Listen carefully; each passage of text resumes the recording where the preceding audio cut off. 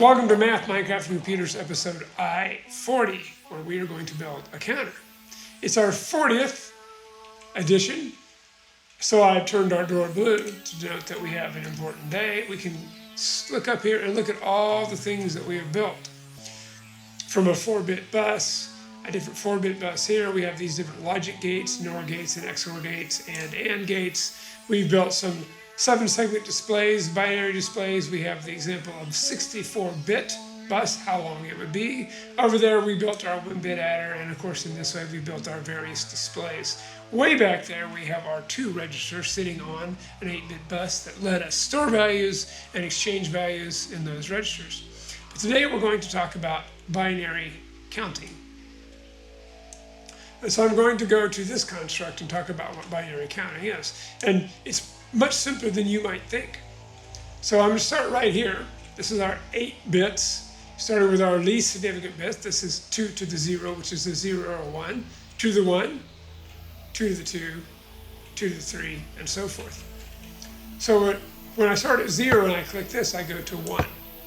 Once I've toggled that, I have to toggle these together to get to the next. That becomes 2.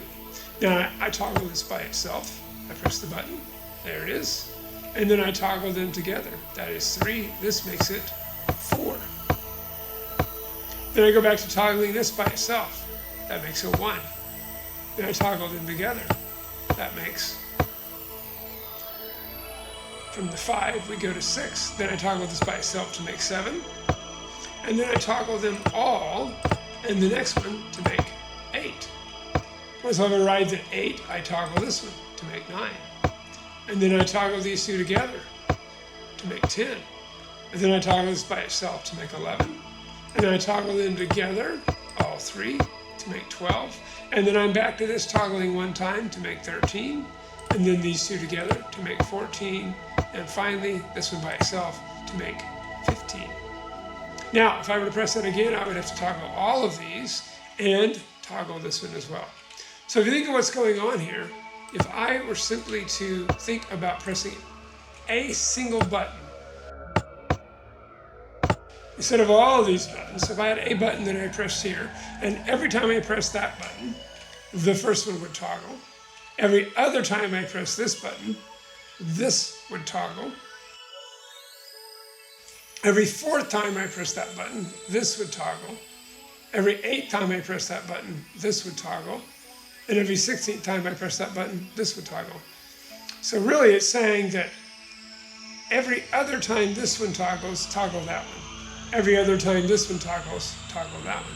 Every other time this one toggles, toggle that one, and so forth. So really, if I were just pressing the button, like a clock, tick, tock, on every other tick, I would toggle this one. And every other time this one ticked, I would toggle this one, and so forth. So really it is something this simple. This is the tick. This is every other tick, or half time. This is every 4th tick, or quarter time. This is every 8th tick, or 8th time. And every 16th tick, or 16th time. So to build a construct to count, that's really all we need to do, is we need to start dividing the clock in half and having it toggle different ones. That's all we do in binary counting. So how are we going to do that? Let's take a look. Okay, so what I have done is I went over to the monostatic D-type flip-flop that we built. And as you recall, this is simply you put a 1 or a 0 on here, then you flip this switch, and it will set this bit back here to that. So this is our D-type latch. I put a 1, click here, and I get a 1 over there now. And of course I can do this. It doesn't matter what I do to this now. So it's set. So that's what it is. And what I did is I copied that over to here. So we have the same thing. Now, what we did, of course, when we were counting back there on this is we simply toggled, flip-flopped from 0 to 1. If it was a 1, we turned it to 0. If it was a 0, we turned it to 1. Can we do that with our D-type flip-flop? We know we have a JK flip-flop can do that. In fact, sitting down here, driving these particular ones are JK flip-flops. They're sitting here. By connecting them up properly, and connecting the two center gates together, what you end up with is a toggle. It automatically goes back and forth. But you can see that's considerably more complicated.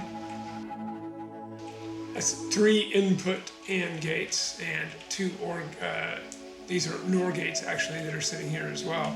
And we don't want to do that. It's simpler to do this construct that we already have over here. And what you see is you remember that we have a Q and we have its complement Q prime sitting over here.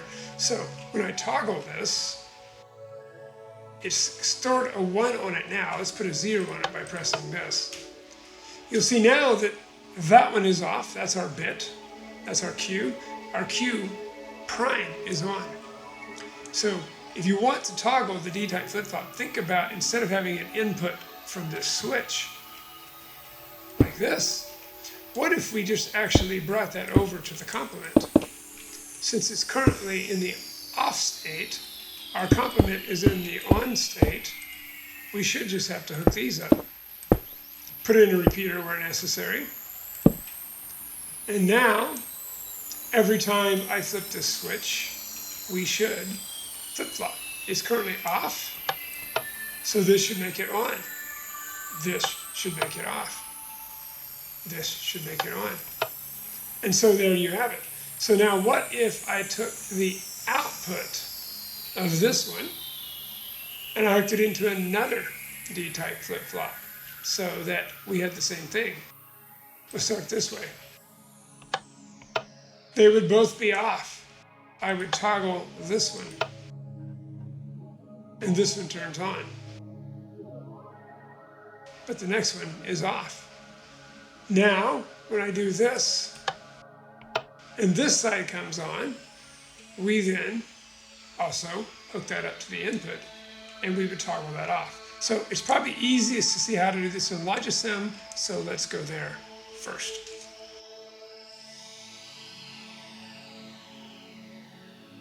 So I have started Logisim Evolution, which is a extended version of Logisim that was created by somebody else that you can switch to if you like it. It's a little more complicated because it supports some different types of design, but for our purposes, because it does a little bit better job of some of the gate situations where we have unknown, we do better off this way with this one. So I'm going to use it here. So to build what we had in Minecraft, we start with the D flip-flop right here, and here it is. So here's the data coming in. That's what we want. And then you see this is the clock right here. So we would just extend these two, and we're going to put 2 inputs on them. And those inputs are going to come from wiring. Right here is a pin and a pin. So we will label this particular one data. And this will be, excuse me, I got these backwards because it's the opposite end. And it's one of the things you see with this, it's set up so I need to change this to clock. Properly spelled. Last time we're going to try this again. There we go. And this one is going to be data. So this is what we had in Minecraft. I'll bring Q out here. And I will put a output on it. It's right here. Under input output, we have an LED. It goes right here.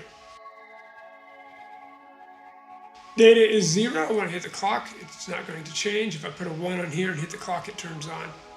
Now the clock doesn't matter, and data doesn't matter. So what we did is we said, let's take the complement of this. Let's drag this out, and you can see what we have here. And that is actually to go into data itself. So we're going to drag that up and over to here and plug it in here. And now we will do the same thing, and we will disconnect this line because we don't need it anymore.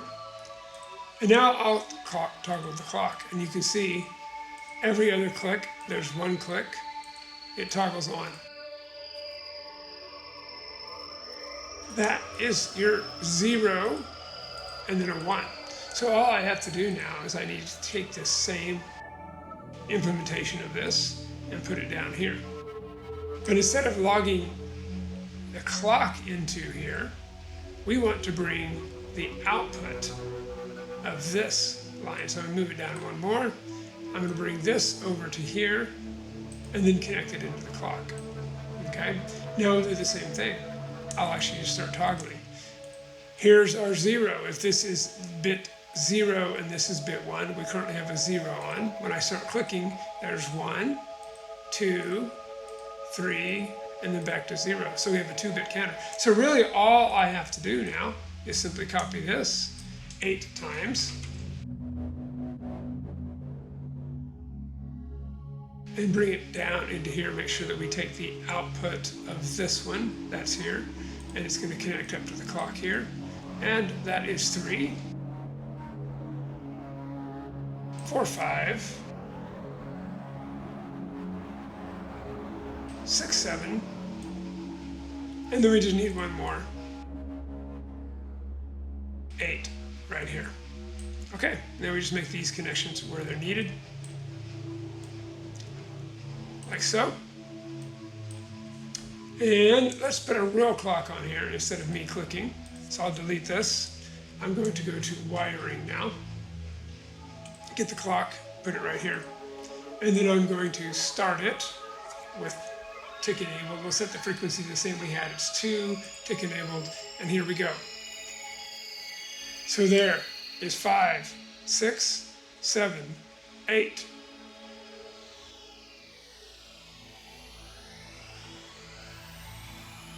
$15, we go to 16, 17, 18, 19, 20. And so now I'm going to go ahead and speed it up so you can see that we're going to do all the way up to 4. And you'll see that it ticks very quickly now. So we're going to go all the way through. When these all come on, this one will turn off and this one will come on, which would be 64.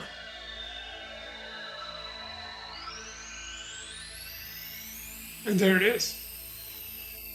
So we have a counter. That's all we have to do is divide the clock by 2, divide it by 2, divide it by 2, divide it by 2, and we end up actually building a counter in logic gates. Very simple. Just to make this show, I'm going to have one more thing that I've already built. Hang on just a second. Okay, here's our counter that we just built, that it's actually running, and you can see right here. And over here you see that I have the Oyus data display that we built a long time ago. I've already got it as a circuit. Let me double click on it real quick so you can see. This is the actual display driver that we built. I have turned this into a component that we can use. And so then what we would do is we can also come out of here and we can hook these up just like this.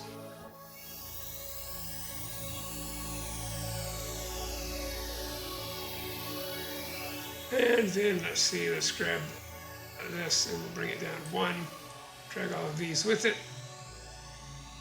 get this looking nice.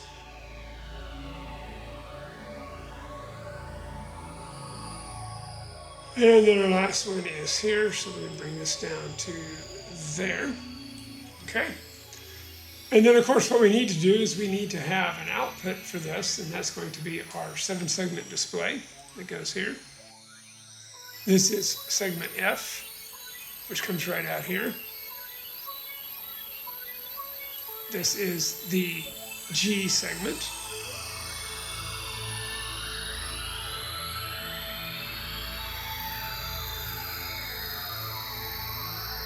And there we have it. So now when we start our auto tick enabled, we should be able to see what's on there. And you can see that it's counting from 0 to F in hexadecimal.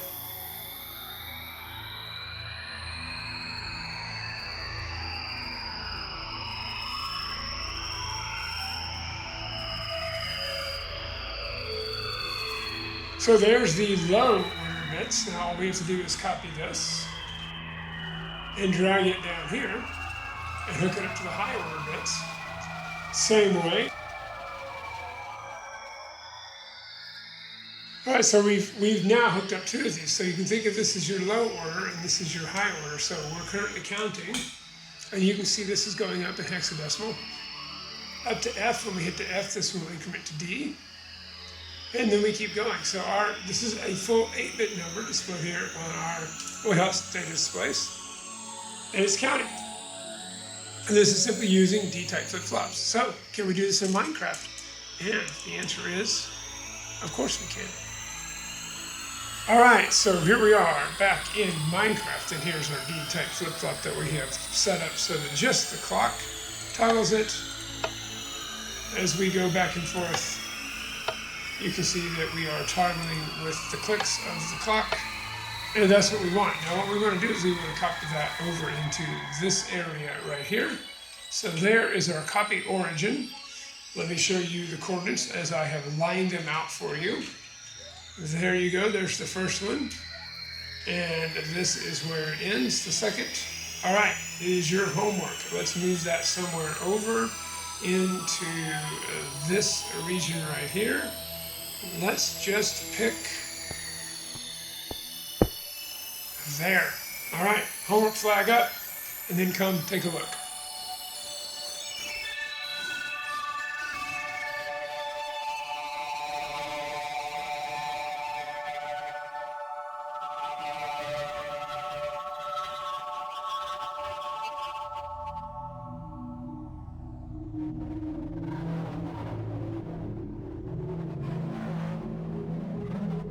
All right, so we have done that now. So we have copied this all, and we can see that we have the largest number. These were all on. I had to fix one mistake where I actually added incorrectly, but I've got this fixed now. So let me get rid of these starter blocks that I created. All right, now as you remember that we want the Q prime, which comes off over here, we want that to plug into the clock over here. Well, we have several ways we can do that. We certainly could bring that all the way around from over here, there, and bring it to there, but we actually have it here. It's just sitting here inverted. So what we could do is we could simply come off of this. We inverted it down there, so this is the opposite of what we want. We can put an inverter here, like so. And that would then plug into this here. And we just need to make sure that we have the proper repeating. So let's flip this real quick. This will be the only clock input we have in the whole circuit. And we just make sure that we are indeed. And you see, now when I toggle this one, this toggles first. And this one will only toggle when this one is on like this. And so there you have it. So it's really all we have to do to hook all of these together is I can either just bring this line over this way, or I could just do this inverter situation that I have here, which is very simple. Either way works. I think I'm going to go with the inverter as an alternative. What you could do is simply bring this down right here, like this, and it would go over there and connect up to that one. However you would like to do it. I'm going to use the inverter, so here we go.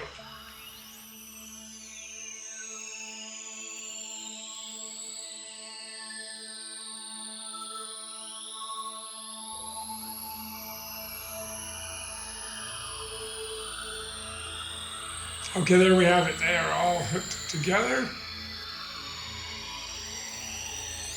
So when I start toggling the clock input to the first one, I'll get a little height here. You can see we can now expect this one to go off, that one to go off, and the next one, right? And here they go. Okay, now we have 0 on our counter, so when I toggle this, that should come on, and only that. There's 1, 2, 3. The last thing we need here is a clock. Fairly easy to build a clock. We can do it using one of these methods over here. We could or we have different ways to clock. For instance, we have this one right here. Pretty decent clock. I like this one. As a review, I'll come over here. So what you want to do now is build this particular thing here. It's the hopper clock with 2 pistons. And we're going to attach that to right there. So have fun with that. I'll leave this on the screen so you can look at it. And we'll build that clock over there.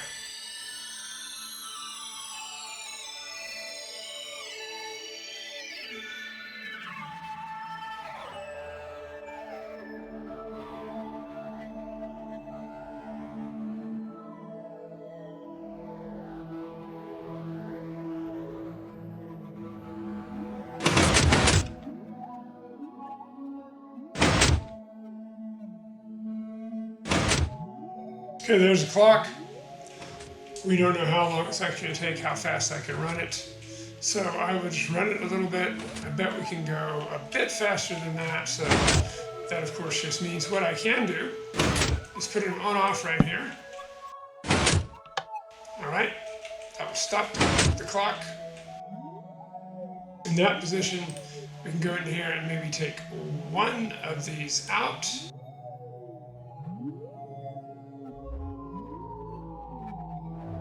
We'll see if that's it. Start the clock. Then I'll come stand on this side so that we have the most significant bit to the right. Excuse me, the most significant to the left, to the right. This should be our binary numbers. We should be able to, from here, actually see everything working. And here's what we have. So we start right here.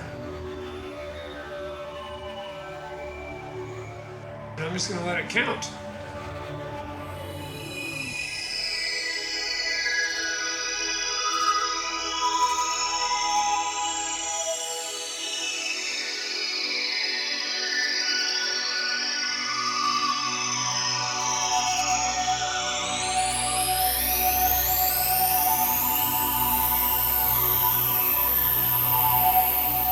So there we have our counter. We have a clock-driven counter. The clock back here is driving only this first flip-flop, which then actually ripples over to this, which ripples to this, which ripples to this. So each one of these is dividing the clock by 2, which means that we actually end up with a binary counter. So you'll see that this one's going to come on, then this one. Those both are going to go off, and this one will come on. And then we add this one. We add this one. That one goes off. We add that one, and then finally we're going to come over here and we're going to move to 2 to the 2 to the 5th is what? 32. Here we go.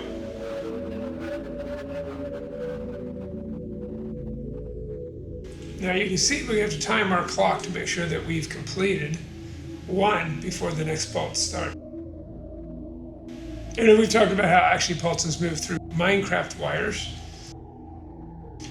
So even though a pulse may start in this area, one is ending down here. That's okay. Now what would be interesting with this particular means is if we were synchronizing this device to something, these pulses would activate faster than this one over here. We wouldn't get the same timing between pulses. But just for this demonstration purposes, this is good enough. We'd actually have to run our clock slower. And that's one of the problems with ripple circuits like this one, where a signal passes all the way from one end to the other. It's slower. So we would actually probably want a different design for a better PC in the future. But this is what we're sticking with. It's our simple first actually incrementer, and we will use that to do a program counter in the side of our CPU when we get building there as to what a CPU is and what a PC is and all of that. We will get to that soon. So that is it. This is I40, the binary counter in math Minecraft computers. This is Roy. Hope you had fun. Keep on learning. Give me those thumbs up. Subscribe if you want more. And that is it. Out.